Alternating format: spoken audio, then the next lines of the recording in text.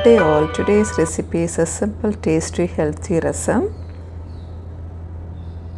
First we need to grind a handful of garlic, 1 onion pod and 1 tomato.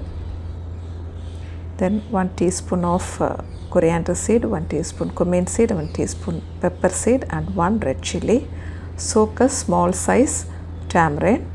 First grind the spices. Once it's done, we will add the garlic pods with skin, 1 onion and the tomato, and grind it well. You can add little water and grind it into a smooth paste.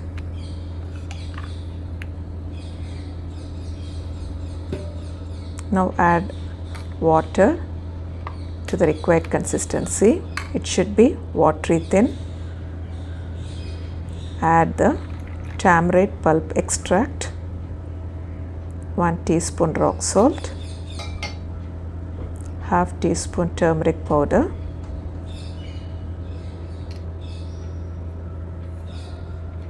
a pinch of asafoetida,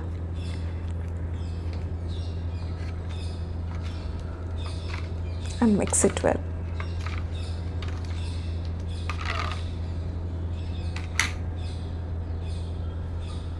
You can add little more water.